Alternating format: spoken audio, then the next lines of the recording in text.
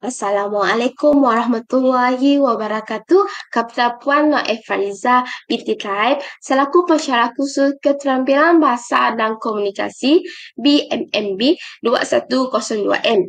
Sebelum saya menghuraikan bahagian refleksi, saya ingin mengucapkan jutaan terima kasih kepada Puan Nur Efraliza atas tunjuk ajar yang diberikan sebagai proses penyiapan tugasan ini.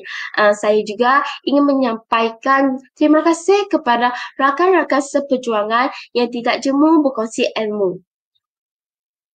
Sepanjang proses penyiapan penulisan dan persembahan syarahan ini, saya merasakan pelbagai emosi yang bercampur baur. Pada mulanya, saya merasa teruja kerana tajuk yang dipilih amat relevan dengan profesi keguruan dan kepentingan bahasa Melayu dalam sistem pendidikan.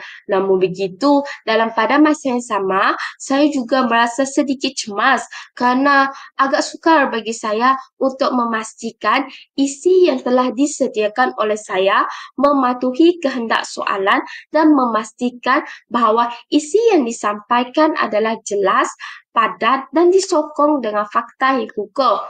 Proses mencari bahan rujukan yang tepat turut memberikan satu cabaran kepada saya, tetapi akhirnya ia menjadi pengalaman yang berharga dalam meningkatkan pemahaman saya terhadap komunikasi berkesan dan peranan bahasa Melayu dalam pendidikan. Selain itu, saya berasa risau kerana saya tidak mempunyai dan tidak pernah mengikuti pertandingan syarahan. Saya merasa saya tidak akan mampu mempersembahkan syarahan saya dengan jayanya. Namun begitu, saya telah melayari internet dan menonton video syarahan. Malah, saya juga telah bertanya kepada guru lain akan cara bersyarahan.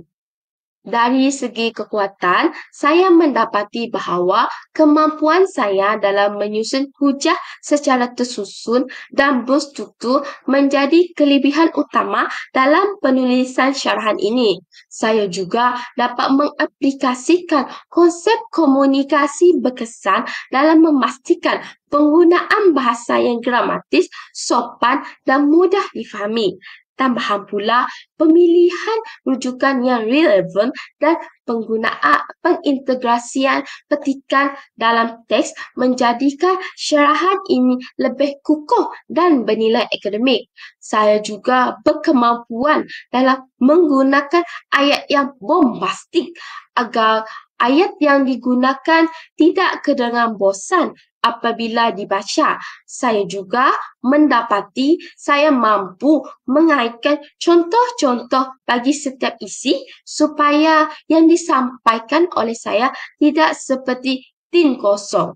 Saya dapat memastikan setiap isi mempunyai huraian yang mantap dan contoh yang bersesuaian dengan pendidikan di Malaysia.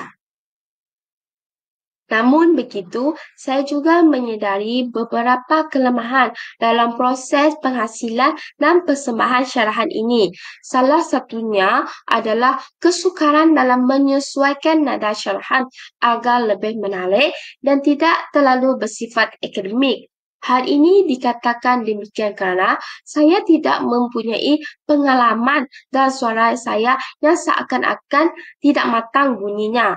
Tambahan pula, saya mempunyai pelat dalam penyebutan huruf seperti huruf R yang menyukarkan saya menyebut dengan jelas. Selain itu, saya juga merasakan bahawa gaya penyampaian masih boleh diperbaiki agar lebih dinamik dan berinteraksi dengan audiens. Dalam beberapa bahagian, saya mendapati terdapat kecenderungan untuk menggunakan ayat yang terlalu panjang yang menjejaskan kefahaman pendengar. Seterusnya, bagi memastikan komunikasi pada masa akan datang, saya merancang untuk lebih banyak berlatih menyampaikan syarahan secara lisan agar dapat membina keyakinan diri dan kelancaran dalam pertuturan. Saya juga ingin meneliti lebih banyak contoh syarahan daripada pendidik yang berpengalaman untuk memahami teknik penyampaian yang lebih berkesan dan menarik. Saya juga akan memperbanyakkan elemen interaktif dalam syarahan seperti penggunaan soalan retorik atau ilustrasi yang relevan bagi meningkatkan keterlibatan audiens.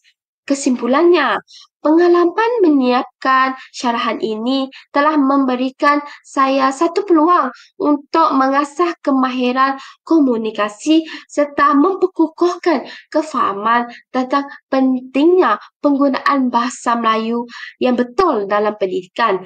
Saya berharap pada masa akan datang, saya dapat terus memperbaiki keupayaan komunikasi saya dan menjadi seorang pendidik yang lebih berkesan dalam menyampaikan ilmu kepada generasi akan datang.